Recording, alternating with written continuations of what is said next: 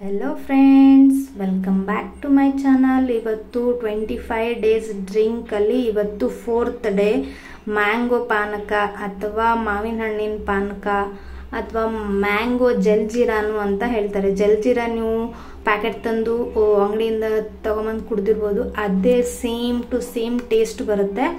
ಒಂದು ಬೌಲಲ್ಲಿ ಒಂದು 4 ಟೇಬಲ್ ಸ್ಪೂನ್ ಬೆಲ್ಲ ಹಾಕೊಂಡು ಹೀಗೆ ಸ್ವಲ್ಪ ನೀರು ಹಾಕೊಂಡು ಇಟ್ಕೊಂಡಿದ್ದೀನಿ। ಮತ್ತೆ ಇದು ಮಾವಿನ ಹಣ್ಣು, ಗೋವಾ ಮಾವಿನ ಹಣ್ಣು ಅಥವಾ ತೋತಾಪುರಿ ಹಣ್ಣು ತಗೊಂಡಿದ್ದು ನಾನು। ಇದು ತುಂಬ ಹುಳಿ ಏನಿರಲ್ಲ।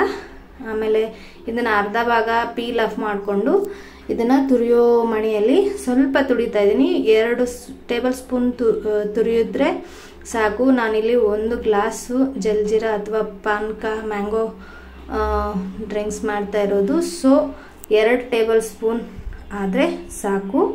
ಈ ಬೆಲ್ಲದಲ್ಲಿ ಈ ಮಾವಿನ ಹಣ್ಣ ಪೀಲ್ನ ಇದರಲ್ಲಿ ಹಾಕಿಬಿಟ್ಟು ಒಂದು 2 ನಿಮಿಷ ಬೆಲ್ಲ ಕರಗೋವಷ್ಟು ಟೈಮು ಇದರಲ್ಲಿ ಬಿಡೋಣ।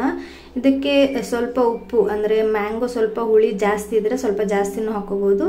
ತೋತಾಪುರಿ ತುಂಬ ಹುಳಿ ಏನಿರಲ್ಲ, ಅದಕ್ಕೆ ನಾನು ಸ್ವಲ್ಪ ಮ್ಯಾಂಗೋ ಹಾಕೊಂಡಿದ್ದೀನಿ। ನೀವು ಯಾವ ಮಾವಿನಕಾಯಿ ಎಲ್ಲ ಆದರೂ ನೀವು ಮಾಡ್ಕೋಬೋದು, ಬಟ್ ಹಸಿ ಇರಬೇಕು। ಇದನ್ನು ಬೆಲ್ಲ ಕರಗೋಷ್ಟು ಟೈಮಲ್ಲಿ ಇದರಲ್ಲೇ ಬಿಟ್ಬಿಡೋಣ। ನೋಡಿ 5 ನಿಮಿಷದಲ್ಲಿ ನಮ್ಮ ಬೆಲ್ಲ ಕರಗಿದೆ।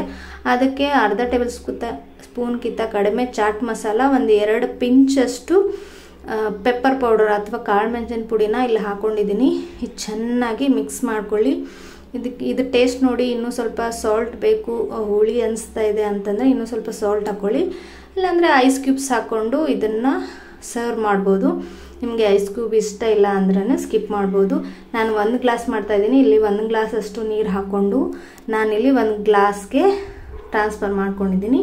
ನೋಡ್ಬೋದು ನೀವು, ತುಂಬ ಚೆನ್ನಾಗಿರುತ್ತೆ। ಮತ್ತು ಜಲಜೀರಾ ಸೇಮ್ ಮಾರ್ಕೆಟಲ್ಲಿರೋ ಸೇಮ್ ಜಲಜೀರಾ ಥರನೇ ಆಗುತ್ತೆ, ತುಂಬ ಚೆನ್ನಾಗಿರುತ್ತೆ। ನೀವು ಸಲ ಟ್ರೈ ಮಾಡಿ ಹೇಗೆ ಬಂತಂತ ತಿಳಿಸಿ। Thank you friends, thank you for watching. Meet you on next video tomorrow. Bye.